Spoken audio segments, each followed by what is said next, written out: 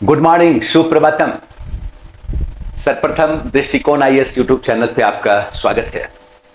और आज का जो मुख्य मुद्दा है वो है 17वीं बीपीएससी पीटी। अब काफी दिन है नहीं एग्जामिनेशन में। बीपीएससी ने जो संभावित डेट की घोषणा की है, 99% चांस है कि उसी डेट को पीटी एग्जाम कंडक्ट करवाएगी बीपीएससी। तो वैसी स्थिति में आपके पास टाइम 45-46 दिनों का है। पता है कि आप लोग प्रेशर में होंगे, जैसे जैसे एग्जाम नजदीक आता है लगता है मेरा कुछ पढ़ा हुआ ही नहीं है, कुछ याद भी नहीं है, और आप प्रेशर में आ जाते हो। यह स्वाभाविक है, परीक्षार्थियों के साथ होता है, लेकिन यह सॉल्यूशन नहीं है। आप प्रेशर में रहेंगे तो किताब खोलते ही नींद आएगी, क्योंकि दिमाग पहले से ही थका हुआ होगा। तो वैसी स्थिति में बहुत जरूरी है कि अपने एनर्जी का, टाइम का सिस्टमैटिक इस्तेमाल किया जाए। तो आज का मुख्य मुद्दा यही है कि हमारा 45 दिनों का क्या स्ट्रेटजी होना चाहिए और हम कैसे पढ़े कि हर हाल में पीटी निकालें, किसी भी कीमत पे पीटी निकालें। बड़ा गोल्डन अपॉर्चुनिटी है, बहुत अच्छा पद भी है और काफी सीट भी है, इसलिए निकलने का चांस भी है कि हर हाल में होगा।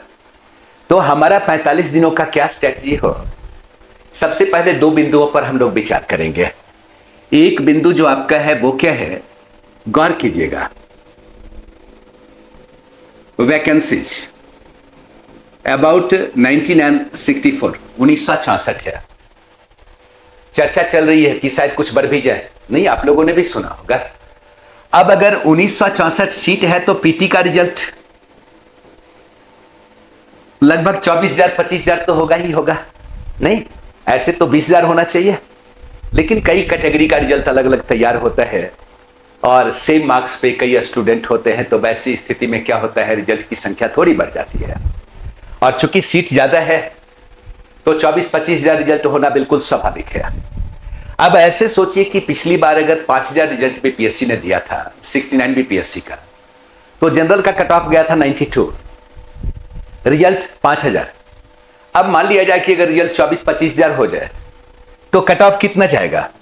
अगर 69 टाइप क्वेश्चन का मोड भी रहा तो वैसी स्थिति में भी कट ऑफ 80 से तो ऊपर नहीं जाएगा, लगभग 80 जाएगा। इसमें कोई दो मत नहीं है कि इससे ऊपर नहीं होना चाहिए। चांस यही बनता है, बशर्ते क्वेश्चन का प्रारूप पिछले 69 बीपीएससी की तरह हो। ठीक है, तो हमें टारगेट कितना करना चाहिए, 110। अगर हमारा 110 का टारगेट है तो 80 करना एकदम स्वाभाविक है, आप आराम से करेंगे, है ना। अब दूसरा मुद्दा है कि हम 110 को अगर टारगेट करें तो फिर हमें क्या करना चाहिए, हमें किस विषय पे विशेष फोकस करना चाहिए, यह सोचने का मुद्दा है। अब अगर हम 110 क्वेश्चन को अगर हम टारगेट करते हैं, यानी 110 मार्क्स को टारगेट करते हैं, तो वैसी स्थिति में अगर देखें आप तो Indian history, general science, current और बिहार, अगर आप चारों को ऐड कर दें तो अबाउट 110 क्वेश्चन पे आप अपना प्रिपरेशन करते हैं। नहीं, अब इसके बाद अगर हम मान लें ज्योग्राफी, इंडियन इकोनॉमी, पॉलिटी और क्वांटिटेटिव एप्टीट्यूड जो आता है, तो इसको देखें तो अबाउट कितना, 40 क्वेश्चन, है ना। अब अगर आप गौर करके दोनों को देखें तो आपको ये लगेगा, कुछ ऐसे भी स्टूडेंट होंगे जिनका साइंस अच्छा होगा, हिस्ट्री पे बहुत पकड़ नहीं होगी, उनको प्रॉब्लम लग रहा होगा। कुछ ऐसे भी स्टूडेंट होंगे जो मानविकी के होंगे, उनको साइंस में दिक्कत हो रही होगी, उन्होंने उसके लिए बहुत अच्छा प्रिपरेशन नहीं किया होगा, परेशानी है। लेकिन मैं जो बात करने जा रहा हूं उसको पहले आप सिस्टमैटिक सुनेंगे तो आपको यह लग जाएगा कि नहीं, हम 45 डेज में अपने टारगेट को पूरा कर सकते हैं। अब जाहिर सी बात है कि अगर ये पार्ट पे हम फोकस करते हैं तो हम 110 मार्क्स के लिए तैयारी करते हैं, और इस पार्ट पे फोकस करते हैं तो हम 40 मार्क्स के लिए तैयारी करते हैं, है ना। तो वैसी स्थिति में हमारा वर्क करने का क्या तरीका होना चाहिए, पहले हम इस पे चर्चा करेंगे। तब आप ध्यान दीजिएगा कि हम जो वर्क करेंगे, जो काम करेंगे, वो क्या करेंगे, 110 क्वेश्चन के लिए अगर हम वर्क करेंगे तो सप्ताह में 4 to 5 डेज अपने तैयारी के अनुसार, चूंकि आप लोग लगातार तैयारी कर रहे हैं, सतत सब्जेक्ट से संबंधित हैं, जुड़े हुए हैं, तो वैसी स्थिति में आप अपने एनर्जी के हिसाब से अपनी तैयारी को देखते हुए ये 110 मार्क्स जिसमें हिस्ट्री, जनरल साइंस, करंट और बिहार है, आप आवश्यकता अनुसार 4 दिन या 5 दिन टाइम दे सकते हैं। ठीक है। और जो आपका 40 क्वेश्चन का एरिया है जिसमें आपका ज्योग्राफी है, इंडियन इकोनॉमी है, इंडियन पॉलिटी है, तो उस पर आप आवश्यकता अनुसार टाइम कितना दे सकते हैं? 2 से 3 दिन दे सकते हैं। ठीक है। ये आपको अपना तय करना है भाई कि आपको 2 दिन देना है या आपको 3 दिन देना है। और ये जो टारगेट है पर डे के हिसाब से, इसमें आप प्लान करेंगे अपनी एनर्जी के हिसाब से। पढ़ने का सभी का तरीका बिल्कुल डिफरेंट होता है, अलग अलग होता है। तो वैसी स्थिति में चूंकि अभी टाइम कम है तो हम थोड़ा ज्यादा एनर्जी का यूज करेंगे, थोड़े टाइम का बेहतर यूज करेंगे, लेकिन कोशिश कीजिएगा कि अबाउट 8 आवर्स, 8 घंटा नहीं। और मान लीजिए जिनकी तैयारी बहुत अच्छी है वो 8 घंटे को 6 घंटे में भी कन्वर्ट कर सकते हैं, वो 8 के बजाय आप 6 कीजिए, इसमें कोई दो मत नहीं है। लेकिन मोटा मोटी ध्यान रखना है कि 6 आवर्स से लेकर 8 आवर्स का आपका टारगेट होना चाहिए। चूंकि 90 मिनट का जो बनाना है आपको टाइम, पर डे के हिसाब से एक टाइम को फिक्स करना है, वो रिवीजन के लिए फिक्स करना है, डेली रिवीजन के लिए। मैं बताता हूं कैसे रिवीजन करना है। तो मोटा मोटी अगर 6 घंटे का आपने ये रूटीन फिक्स किया तो उसके साथ 90 मिनट जोड़ दीजिए। अगर आपने 8 घंटे का रूटीन फिक्स किया है तो आप 90 मिनट और उसमें जोड़ दीजिए।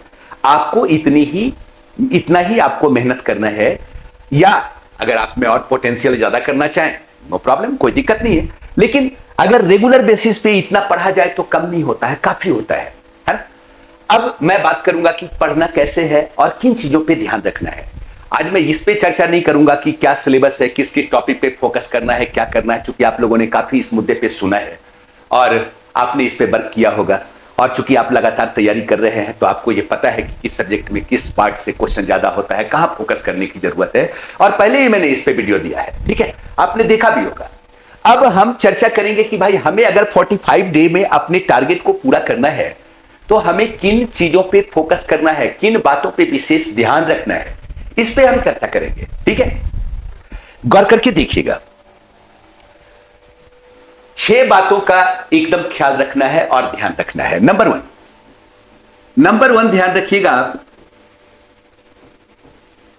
कि प्रेशर में तैयारी नहीं करना है, प्रेशर नहीं लेना है, बल्कि सिस्टमैटिक तैयारी करेंगे। क्योंकि आपके पास 45 दिन है, एक ही दिन में 45 दिन का कोडम तो पूरा नहीं कर सकते हैं, एक सप्ताह में नहीं कर सकते हैं, क्योंकि एनर्जी जो आपका है वो सीमित है। इसका मतलब है कि प्रेशर नहीं रहना है, प्रेशर नहीं लेना है, बिल्कुल कूल रहना है और सिस्टमैटिक वर्क करना है। 6 घंटा, 8 घंटा, 9 घंटा, जो आपको लगता है कि आप कर सकते हैं। दूसरा जो ध्यान रखने की बात है वो ध्यान रखने की बात है कि अगर हम पढ़ेंगे तो ब्लू प्रिंट बेस्ड पढ़ेंगे। यानी कल मान लिया जाए कि हमें पढ़ना है हिस्ट्री, हमें पढ़ना है करेंट, हमें पढ़ना है साइंस और बिहार, तो एक दिन सोने से पहले ही हम कल के लिए टॉपिक फिक्स कर लेंगे कि इस विशेष विषय पे हमें कौन कौन सा टॉपिक कल पूरा करना है अपने एनर्जी के हिसाब से। ठीक है, रूटीन टाइम के हिसाब से नहीं करना है, बल्कि हमें ब्लूप्रिंट के हिसाब से अपने टाइम का यूज करना है। समझ सकते हैं? तो दूसरा ध्यान रखना है कि हमें ब्लूप्रिंट बेस्ड पढ़ना है। अगर हमें कल जिन 4 विषयों को पढ़ना है या 3 विषयों को पढ़ना है, उसका टॉपिक एक दिन पहले हमारा रेडी हो जाना चाहिए। ठीक है, और कल फिर हम उसी अनुसार वर्क करेंगे। तीसरा ध्यान देना है, आपका टेम्पो कंटिन्यू बरकरार रहना चाहिए। कहने का मतलब है कि 45 डे का अगर आपने टारगेट बनाया तो ये नहीं कि आज दशहरा है तो छुट्टी मनाएंगे, आज छठ है तो छुट्टी मनाएंगे। ठीक है, दशहरा एंजॉय करेंगे, छुट्टी एंजॉय करेंगे, लेकिन हर हाल में 6 घंटा पढ़ेंगे किसी भी कीमत पे, इसलिए कि टाइम कम है। और एक दिन अगर आपका डिस्टर्ब होगा ना, वो 2, 3, 4 दिन आपका बर्बाद कर देगा। इसलिए इसको छूटने नहीं देना है कि हमारा कोई रूटीन प्रभावित ना हो। हम दशहरा के दिन भी वर्क करेंगे, हम छठ के दिन भी वर्क करेंगे। ठीक है, नेक्स्ट ध्यान दीजिएगा। चौथा वो जो आपका है वो क्या है? रिवीजन। रिवीजन करने का मतलब है कि आज हमने जो चीज पढ़ा, आज जो हम पढ़े, पूरी तरह से पढ़े भी, आवश्यकता अनुसार उसको लिखे, तो फिर हम कल कैसे रिवाइज करेंगे? तो कल रिवाइज करने के लिए आप 90 मिनट एक्स्ट्रा टाइम आपने 1.5 घंटा रखा है। जो पढ़ा है, जो कॉपी पे कुछ कुछ नोट किए हैं, उसको देखेंगे और प्रीवियस ईयर का बीपीएससी का क्वेश्चन हो, आईएएस का क्वेश्चन हो, यूपीपीएससी का क्वेश्चन हो, आपके पास क्वेश्चन बैंक होगा। जिस सब्जेक्ट को आपने पढ़ा है उससे रिलेटेड प्रीवियस ईयर के किसी एक क्वेश्चन पे वर्क कर लेना है, आपका रिवीजन हो जाएगा। जस्ट 30 मिनट आपने देखा जो आपने कल पढ़ा था, और फिर आपने जस्ट उससे रिलेटेड किसी भी प्रीवियस ईयर के क्वेश्चन को, करेंट को छोड़कर हम कर लेंगे। ठीक है, तो ये आपका क्या हो जाएगा, द बेस्ट रिवीजन। इसको प्रैक्टिकल रिवीजन कहा जाता है। ठीक है, आप रिवीजन करेंगे। और पांचवा काम कीजिएगा, क्या शिफ्ट वाइज पढ़ेंगे। ऐसा नहीं कि एक बार बैठे तो पूरे 8 घंटा रात में बैठे हुए, 8 से लेके मतलब सुबह 4 बजे तक, ऐसा काम गलती से भी नहीं कीजिएगा। आप प्रेशर में आएंगे और आपका मतलब कि मेमोरी भी प्रभावित होगा और चीजें याद नहीं रहेंगी। लेकिन जब वही आप 1 घंटा, सवा घंटा, 55 मिनट के शिफ्ट के हिसाब से अगर आप पढ़ते हैं, यानी जो आपने 4 विषय के लिए कल का आपने बनाया है ब्लूप्रिंट, तो कोशिश कीजिए कि 4 टाइम उसके लिए निर्धारित करें। ऐसा नहीं कि एक ही बार बैठे 2 विषय पढ़ गए, 3 विषय पढ़ गए, नहीं, उसके बीच गैप दीजिए। आप जितना शिफ्ट में पढ़ते हैं ना, तो आपको याददाश्त ज्यादा रहता है और ब्रेन सिर्फ उस सब्जेक्ट पे फोकस हो जाता है। ठीक है, और एकदम टारगेटेड आप जब पढ़ेंगे ना, तो आपको याद भी रहेगा, भूलने की गुंजाइश कम रहेगी। ठीक है, और छठा जो बात है, अपने आप पे फेथ रखिए कि 45 डेज अगर इस तरह से अगर मेहनत करेंगे तो हर हाल में हम पीटी क्वालिफाई करेंगे। सिस्टमैटिक पढ़ेंगे तब, प्रेशर बिल्कुल नहीं लेना है, आप हर हाल में क्वालिफाई करेंगे, इसकी गारंटी है। और मैं ये बताता हूं कि आप इस हिसाब से सिर्फ 1 सप्ताह वर्क करके देख लीजिए, आपको लगने लगेगा कि अगर ऐसे ही 2-3 सप्ताह चला तो ओवरऑल हम पूरा कर सकते हैं। ठीक है, ध्यान रखना है कि सप्ताह में 4 या 5 दिन जो 110 मार्क्स का पार्ट है उस पर फोकस करेंगे, 2 या 3 दिन उस पार्ट पे फोकस करेंगे जो 40 मार्क्स का है। इसको भी ख्याल रखना है। ऐसा नहीं कि एकदम खिचड़ी टाइप पढ़ना है, एक ही साथ समूचे विषय को लेकर चल रहे हैं, बिल्कुल ऐसा नहीं कीजिएगा। आप थकेंगे ज्यादा, आपका याद भी कम रहेगा, साथ ही साथ आप सिस्टमैटिक वर्क नहीं कर पाएंगे। 2-3 दिन बाद लगेगा कि छोड़ो, हमसे नहीं होगा, इस टाइप के दिमाग में विचार आने लगेंगे। इसलिए निगेटिव विचार बिल्कुल ना आए, इसके लिए बहुत जरूरी है कि हम सिस्टमाइज वर्क करें। आई बात समझ में? ऐसे कई स्टूडेंट होंगे जिनका इतिहास बेहतर नहीं होगा, उनको लगता होगा इतना दिन में हिस्ट्री कैसे होगा, बहुत बड़ा एरिया है ना। तो दृष्टिकोण क्लासेस की ओर से खासकर मैं ही हिस्ट्री का क्लास देता हूं, और कल से सिस्टमैटिक शुरू हो जाएगा। अल्टरनेट, एक दिन आपका एंशिएंट का क्लास होगा और एक दिन आपका मॉडर्न का क्लास होगा, और जो क्लास होगा बिल्कुल क्वेश्चन आंसर मोड में होगा, जहां पे आपको ये लग जाएगा 2-3 क्लास आप करके खाली देख लीजिएगा कि उससे रिलेटेड, उस टॉपिक से रिलेटेड जिस पे आपको मैं क्लास दूंगा, एक भी क्वेश्चन मिस नहीं करेगा, सवाल ही नहीं उठता है। आप रेगुलर बेसिस पे जब टाइम मिले खाली देख लिया कीजिएगा, हिस्ट्री पे आपका क्वेश्चन एक भी नहीं छूटेगा, चाहे वो एंशिएंट हो, चाहे मिडिएवल हो, चाहे वो मॉडर्न हो। उसमें हम प्रीवियस ईयर के क्वेश्चन पे भी बात करेंगे, हर एक एग्जामिनेशन में क्या पूछा गया उस टॉपिक से, और साथ ही साथ क्या संभावना बनती है और नए क्वेश्चन का, मैं उस पर भी चर्चा करूंगा। साथ ही साथ हम लोगों का एक क्वेश्चन आंसर सेशन भी चल रहा है, जिसमें आपका हिस्ट्री और बिहार और करंट का एक सेशन चल रहा है, एक फुल मतलब करंट का भी सेशन चल रहा है, आवश्यकता अनुसार उसको भी देखिए। ठीक है, फिर उसी प्रकार आपका इकोनॉमी और पॉलिटी का भी होगा, साइंस का भी होगा, आपके लिए काफी बेनिफिशियल होगा। और जरूर एक बार कोशिश कीजिएगा देखने का, या फिर आप दृष्टिकोण क्लासेज ऐप को डाउनलोड कर लीजिएगा, आप चाहे तो वहां पे भी देख सकते हैं। और अगर आपके दिमाग में किसी प्रकार की परेशानी हो, कोई प्रॉब्लम हो, किसी प्रकार का क्वेश्चन हो, आप सीधे व्हाट्सएप कर सकते हैं, मैसेज कर सकते हैं। और हो सकता है 2-3 क्लासेज बाद में हिस्ट्री, करेंट और आपका ये बिहार जो क्वेश्चन आंसर सेशन है उसको बिल्कुल लाइव कर दूं, और हिस्ट्री के क्लास को बिल्कुल लाइव कर दूं, आपके लिए बेनिफिशियल होगा। सुनने के क्रम में भी आपके दिमाग में अगर कोई क्वेश्चन होगा, आप पूछेंगे तो आपको उसका उत्तर मिलेगा।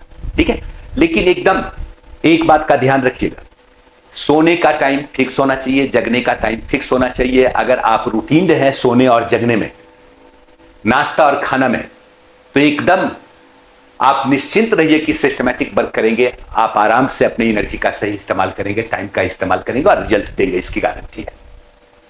धन्यवाद, थैंक यू।